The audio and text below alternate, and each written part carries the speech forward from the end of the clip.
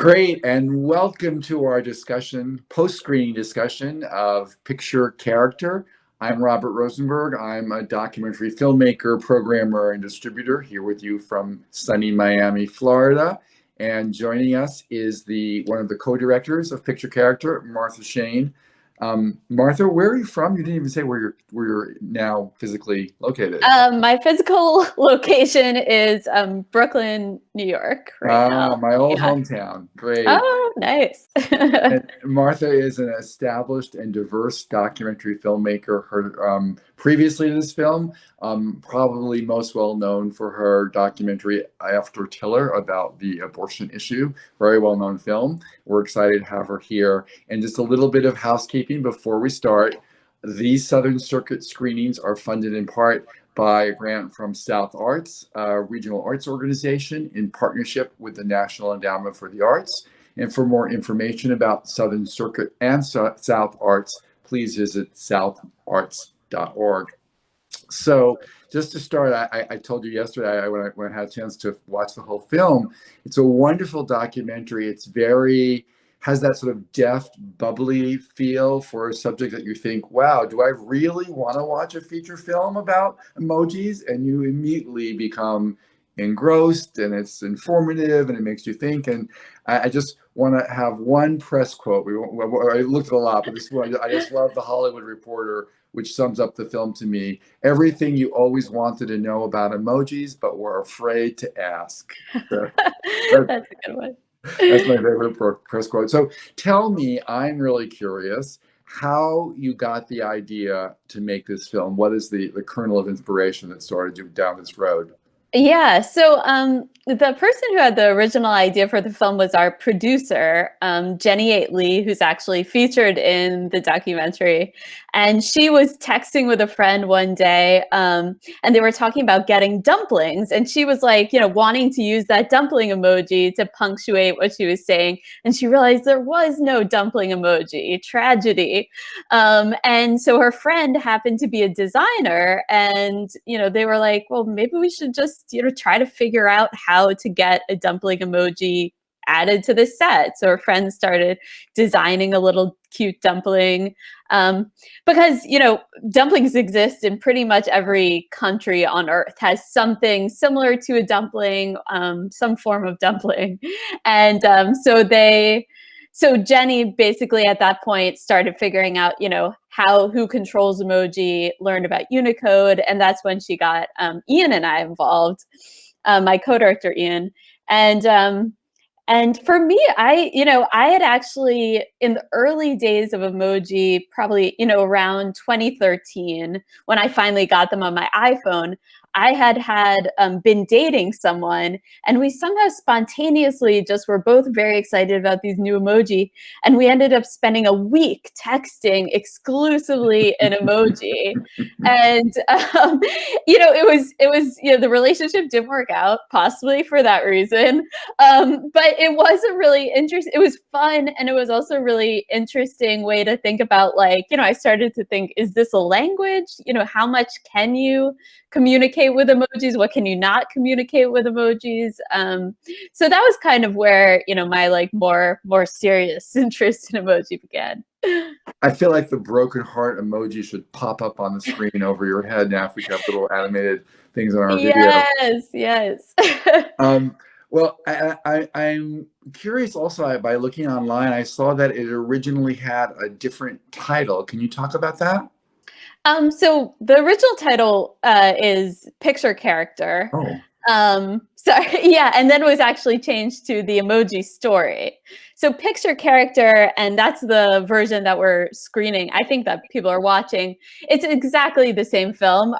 Our distributor wanted to change it to the more, I think the more obvious title, the Emoji Story, but Picture Character was what we named it originally, because that's what emoji actually means in Japanese. And so we liked that evocative title. Okay, great. I just saw there was another title online, so and now I know, of course, Picture Story is what it's what emoji means in Japanese, which exactly. is totally confusing because you think emo, like an emo, like emoticon, it's about emotions, and it's just a total coincidence. Coincidence, yeah. But Amazing. yeah. And I didn't know, I mean, I basically didn't know anything. I think I'm probably a most typical viewer who's over 30 at least, who just sort of uses emojis and doesn't really understand where they came from in the story, that there really was, like, the hero of the story is that Japanese guy who created emojis. It was like, Yeah. wow, it has an origin story. Can you talk about meeting him and getting to know him and what his story, the backstory of his story is? Yeah, I mean, it's so funny. He's Shigetaka Kurita is the inventor of emoji, and he's such an unassuming guy. He's very sort of quiet, reserved, and he just happened to be working at this cell phone company in Japan when he came up with this concept. Which was part of the idea came from pagers and the way people would send certain little signals on pagers. He felt like there needed to be something similar that was like a shorthand with early cell phones. But what's interesting kind of about the whole thing is, he didn't make any money off emoji, right? Like this was something that he invented as part of his job. And emoji, I think a lot of people think that, emoji are a big moneymaker, but emoji are actually considered more like a language. So no one owns like the English alphabet, right? No one owns the Chinese alphabet. And emoji are basically the same way. So even though, to me, he's this like kind of hero figure, he's not, it really hasn't impacted his life in the way you might expect. He still goes to work every day. He's a normal guy. Right. He isn't like Steve Jobs or Jeff Bezos, No, or, but no. that the scene, there are so many beautiful scenes that you thread together. The scene towards the end, you have a sort of cascading series of finales going on when he goes to the Museum of Modern Art exhibition. It almost made me cry. There was this Oh, incredible resonance between him as a character and seeing his work up there. And I yeah, mean, a lot of times you can't identify the hero of a pop cultural thing because the phenomenon happens in such a diffuse way, and he's so yeah. specifically there. And I kept thinking, how old was he when he did this? He looked so young still. I kept, Oh, he was very young. I think he was in his 20s, right, He was in his early 20s. It was his first job that he ever had. And it was, yeah, so moving for him to see that work recognized in MoMA. He was incredibly excited about it. And when I went to his apartment in Japan, he had very few things. It was very like minimally decorated, but he had a bunch of mementos from MoMA from that exhibit. So yeah, it was really kind of heartwarming. an amazing thing. So just switch gears a little bit. I noticed, I mean, very quickly, I realized a lot of what you were doing was focusing on what I consider emoji activists, people who were Yeah, pushing to expand the envelope of what emojis were in diversity, in terms of diversity, inclusion, and they all were very different. And it made me think a lot about the current culture wars, especially in the United States, but they're kind of global. That dialectic, the push between inclusion, diversity, changing language, changing language and word usage versus people say that's PC, it's cancel culture, it's trying to bury our history. And clearly, because of the way you begin, you're sort of coming down on one side of this, and it's not very hard to conclude why. But you do allow some divergent comments. I forgot the name of the guy. I'm really sorry. Is his name Michael Everson. Everson? Yeah, Mhm. he was the one guy who talked about, well, maybe this is too much. I mean, there was some of that. We can't have every possible emoji or becomes a useless kind of language. So I'm just wondering, and I just lost you. You just disappeared. Your Yeah, where did video oh, just disappeared. here we go. Sorry about that. So I'm just wondering how you felt as a filmmaker having gone through this film. It's part of the experience making a documentary. You might change your point of view or your opinions on something. How did you feel having gone through this and heard there were all the characters, and what you feel about that tension between those two ideas? Yeah. Well, I come down, I think, pretty firmly on the side of the activists. I think ultimately, I feel like um, usually when people say, "Oh, well," for a long time, for example, Unicode was saying it's not possible to have, an interracial couple emoji. Like it's just too technically complicated. But people keep pushing, and eventually, and they got some high profile kind of activists on board to support that interracial couple emoji, and they got it done. So, I feel like, we live in a world where we've sent people, to the moon. I'm pretty sure we can figure out how to make, a larger set of emoji. And I think a lot of the issue with emoji is, to be fair, I don't think that Michael Everson is anti-diversity in any way, or I think he's in favor of representation, but I think he feels it's too complicated, basically, to and that, it's just going to create technological sort of impossibilities where everyone wants someone, an emoji that looks exactly like them and has every single characteristic that they have. But I don't think that's really come to pass. So I guess I would just say that I think typically when, they say that there's not space for one more emoji, there actually is space. And it's really a question of how do you set it up so it's easy for people to search the emoji set and find the ones they're looking for. Right. I don't. Like, I just sort of stay on my first screen and go like smile, heart, vomit face. That's about all I ever do. And that's fine, I was like, wow, look at all these other emojis. But has anybody ever tried to, I didn't hear it in the film, but you know how Yeah. hackers who are activists, and they call them hacktivists, Mm. like emojivists, I don't know, but they're emoji activists, but I never heard a single term, but they are kind Yeah, of there emoji. should. Yeah, I don't know if they have a name yet, but they should. Well, you Yeah, really created this category. Those are your other heroes, yeah, the wonderful people. I mean, the reactions at the end of the I can't get their names, but the woman who was working from Argentina, who was working on yeah, Mate, and the woman with the hijab, young woman with the hijab thing. Their reactions were like, they'd won like the supermarket sweepstakes on TV. I mean, they were yeah. so excited. It was like such an amazing moment that you were a fly on the wall getting that. I know. Did you have other characters running through the arc of that story who you decide not to use in the final cut?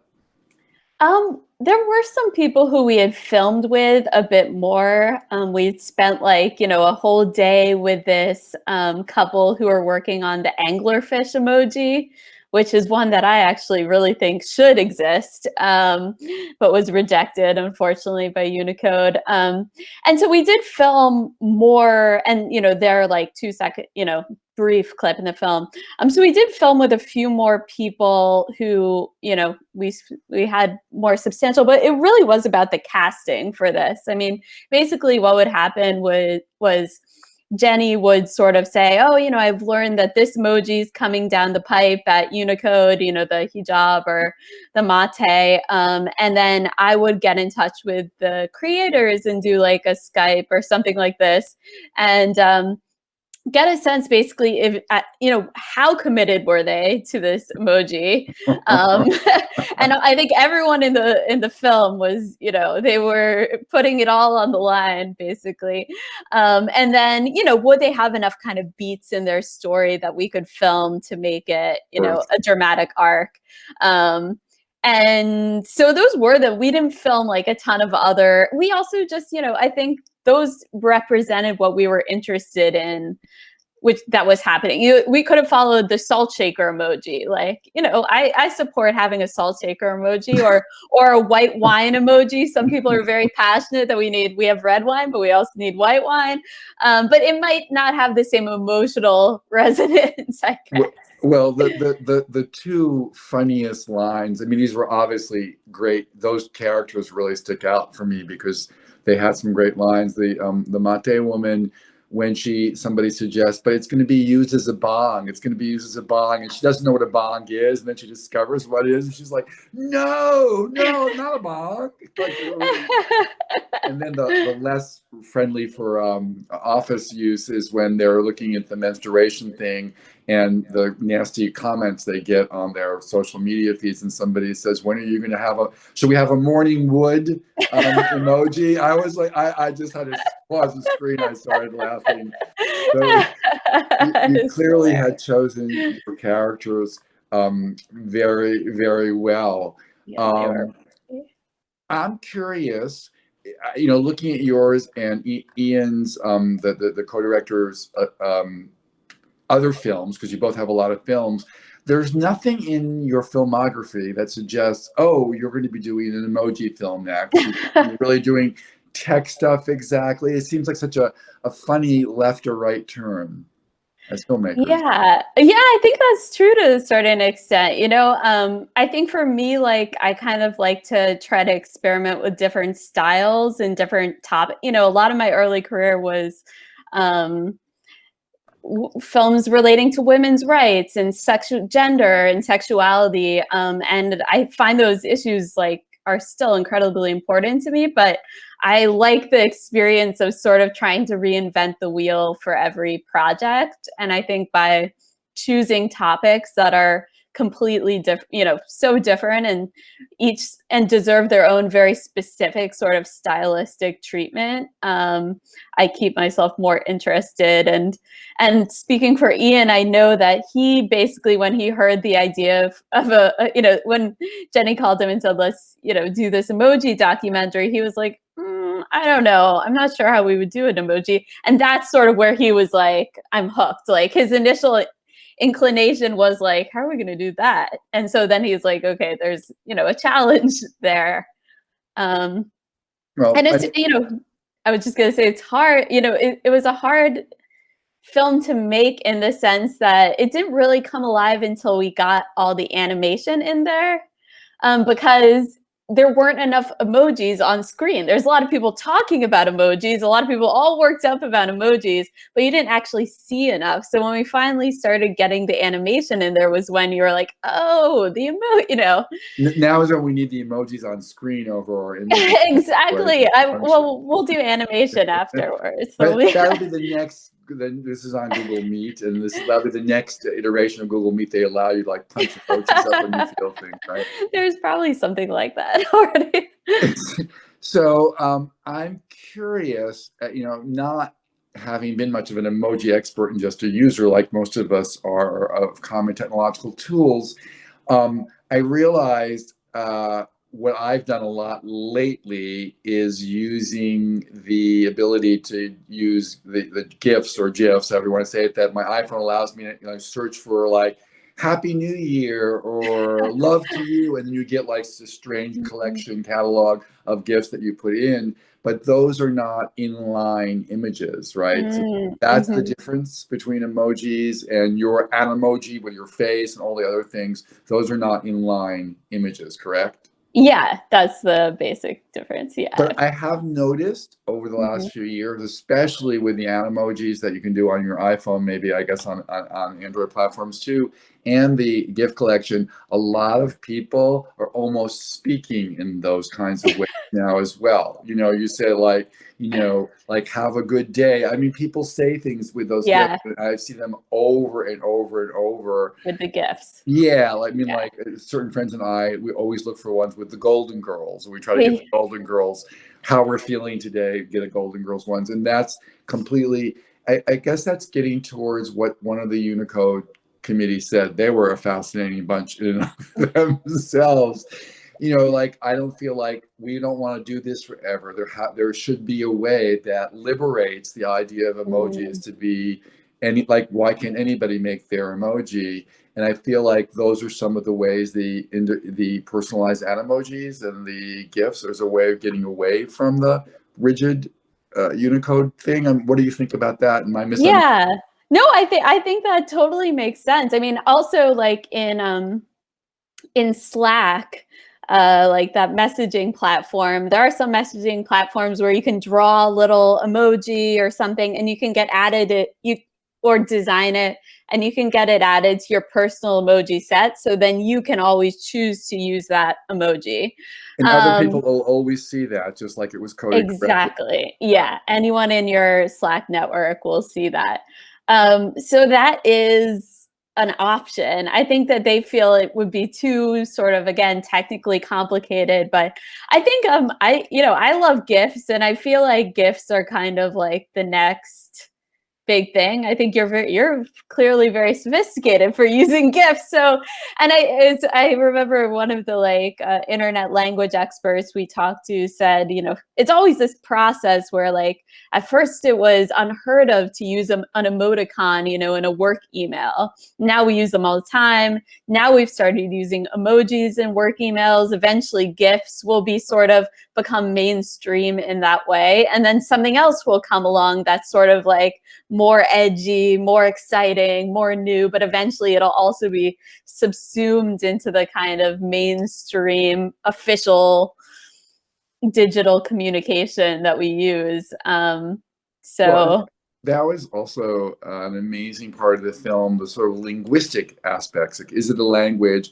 And the ways that people repeatedly point out how people repurpose emojis and then combine emojis to mean different things, which is like a language. Yeah. Was sort of astounding, and I always feel so ignorant. There was that trainer who was kind of a work trainer thing about work etiquette, and she says, like, what do you never use? An eggplant emoji in business communications. And it's like, oh, I know that. I do know that one. But then I sometimes see online these complicated profiles that people have on dating sites and meetup sites. And I can't even tell you, eggplant, strawberry, fireworks, fire. I'm like, what are they asking for? What does that mean? And you had some great ones where people combined emojis to mean different things, Yeah. And that's fascinating how, and of course, when you're 15 and you're sitting doing this all day, I think you generate almost your own lexicon, your own grammar, that some of us never get to. Yeah, it's so true. I mean, yeah, I think if you're using these a lot, there's people who've studied, we talked to a researcher who had studied the use of emoji on Twitter and said that, something as simple as the smiling devil emoji in New York was typically, I forget which was which, but in New York, I believe it was typically used as a flirtation device on Twitter. But for people in the Chicago area, it was usually used for threatening purposes, so it's really interesting. These just evolve in different ways. And I know, we all use them in different ways at different moments, and people get confused how you use them. So I just know people love the nuts and bolts. And if we were doing this in an open Q&A, if someone would ask you these questions, because every film festival I ever moderated a Q&A. So what was your budget for the film? Oh my gosh! Wow. If you want to say. I don't actually. The sad thing is I actually do not remember right this second, because we finished this in 2019. I think it was somewhere around 600 something thousand. I'm not trying to be coy. I know a lot of filmmakers are coy, but It looks very, it's got good tech values. And how, other than these special South Art screenings that we're participating in, which are supposed to be in-person screenings and now they're virtual because of COVID, how else has it been seen? What kind of distribution platforms have you used to get the film out to the public? So we were doing, the festival circuit for a while before we premiered at Tribeca, and we're making the rounds before COVID, and we just had the film acquired by Utopia Distribution. So they're kind of putting the film out into the world. Now it'll be available on all the digital platforms, and we'll have a happy life on the internet. We also did a small theatrical run, partnering with, now mostly virtual cinemas. But yeah, so we're getting it out there. We just need our own little emoji documentary emoji added to the set so that we can, that would be the best marketing, right? I mean, Definitely, you can create your own. So I can't believe this, but we're heading in towards the very last few minutes of our oh, discussion, which I thought, without a Q&A and people in the audience, we're not going to speak for half an hour. But let me try to get to a couple of other questions. of course. Are the, not trying to pigeonhole you as a filmmaker who makes documentaries about tech issues or internet issues, but if there was some kind of unpacking of the tech space, of the internet ideas, something that you want to do a deep dive into in another film, what might that be? Ooh, oh my gosh, that's a good question. Because emojis aren't the obvious thing that people say, that's what I want to unpack, but is there something Right. you could imagine? Well, I don't know. I think there's a lot going on right now with cryptocurrencies. I think that it's kind of fascinating to watch like the rise and fall of a lot of these, and the Justice Department has been going after some of these cryptocurrency promoters pretty hard lately. So I think it's a kind of fascinating question of like, where is that going to end up? Is this really the future of money? And And another thing, most people, like someone like me who's knows stuff but not that much, like I don't really understand cryptocurrency. like, what is it? Yeah, Right. I think a lot of people are just like, what is this? So well, you can be writing your next grant to CPP for that. yeah. Okay, make this the last question. Who do you consider influences on you as a documentary filmmaker? Either films you think of that made you want to make documentaries, or a specific documentary filmmaker that influences what you do. Let's see. Don't Look Now, Right. the famous Bob Dylan documentary is a favorite. Les Blanc, a lot of his films. Mostly I watch fiction films, so like the films of Wong Kar-wai are some of my favorites. Yeah, there's so much. I mean, there's so much, but yeah, I would say that I tend to watch more fiction films. You confess as primarily I a documentary confess. filmmaker. I Yeah. confess. Well, I don't. Yeah, it's now I listen to podcasts a lot too, so those are influential. I feel like. Yeah. Right.